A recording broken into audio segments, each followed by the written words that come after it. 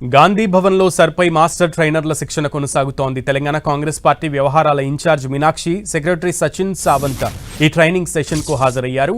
PCC ఎంపిక చేసిన 60 మందికి ఢిల్లీ నుంచి హైదరాబాద్కు వచ్చిన టీం శిక్షణ ఇస్తోంది. సర్ ప్రక్రియపై పవర్ పాయింట్ ప్రజెంటేషన్తో శిక్షణ ఇస్తున్నారు.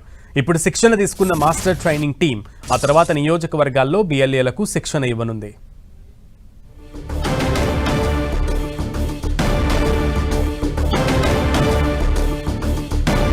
ఇదే అంశానికి సంబంధించి మరింత సమాచారం మా ప్రతినిధి ప్రతాప్ అడిగి తెలుసుకుందాం. ప్రతాప్, సునీల్, గాంధీ భవన్ లో ప్రజెంట్ బిఎల్ఏలకు సంబంధించి మాస్టర్ ట్రైనర్లకు సంబంధించి శిక్షణ తరగతులు ప్రారంభమైన పీసీసీ మహేష్ కుమార్ గౌడ్ తో పాటు ఇన్ఛార్జ్ మీనాక్షి నటరాజన్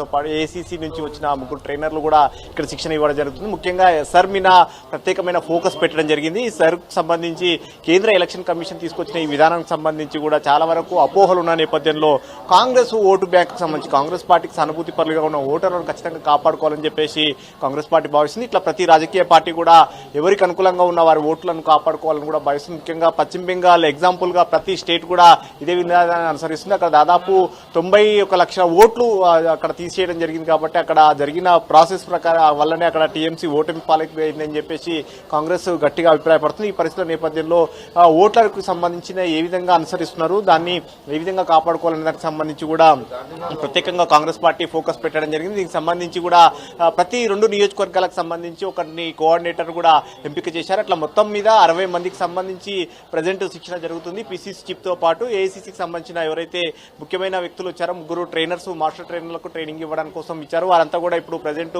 వాటికి సంబంధించి కూడా ట్రైనింగ్ ఇస్తున్న పరిస్థితి ఉంది. వీటికి సంబంధించి కూడా బీసీసీ చీఫ్ మహేష్ కుమార్ గౌడ్ మాట్లాడుతూ కూడా ప్రతి ఒక్కరూ చాలా అప్రమత్తంగా ఉండాలి. దీనికి సంబంధించి కూడా బిఎల్ఏలు అంటే బూత్ లెవెల్లో సంబంధించి కూడా కమిటీలు ఏవైతే ఉన్నాయో వాటికి సంబంధించి కూడా ఇప్పటికే వాటికి ఎంపికకు సంబంధించి కూడా ప్రతి ఒక్కరు పేర్లు ఇవ్వాలని చెప్పేసి అభిప్రాయపడ్డారు. దానికి సంబంధించి కూడా ఇప్పటికే దాదాపు 90 నియోజకవర్గాలకు సంబంధించిన బూత్ లెవెల్లో అబ్జర్వర్లు ఎవరైతే ఉన్నారో వారికి సంబంధించి వాటిని అన్నింటిని కూడా ఇప్పటికే పేర్లను కూడా సెలెక్ట్ చేయడం జరిగింది. వీటికి సంబంధించి కూడా ఈ మాస్టర్ ట్రైనర్లు ఎవరైతే ట్రైనింగ్ తీసుకుంటారో వారంతా కూడా బిఎల్ఏలకు మళ్ళీ గ్రౌండ్ లోకి వెళ్లి వారికి ట్రైనింగ్ ఇచ్చి అక్కడ ఈ ప్రాసెస్ స్టార్ట్ అయినప్పుడు కూడా చూసుకోవాల్సి ఉంది. సో మొత్తం మీద ఇప్పుడు ఈ 60 మంది కూడా ప్రతి 2 నియోజకవర్గాలకు సంబంధించిన ఎంపిక చేసిన వారందరూ కూడా ఆ నియోజకవర్గాలకు వెళ్లి వారికి శిక్షణ ఇవ్వబోతున్నారు. అయితే దీనికి సంబంధించి కూడా ప్రత్యేకమైన ఫోకస్ చేశారు. మరి సాయంత్రం 4:30 గంటలకు మరో పిఎస్సీ సమావేశం కూడా జరగబోతుంది. పిఎస్సీతో పాటు పిఈసీ కూడా పొలిటికల్ అడ్వైజరీ కమిటీ కూడా భేటీ అవుతుంది. ఈ అంశానికి సంబంధించి సీఎం రేవంత్ రెడ్డితో పాటు మంత్రులు అదేవిధంగా ముఖ్యమైన నేతలందరూ కూడా ఈ సమావేశంలో భేటీ కాబోతారు. ముఖ్యంగా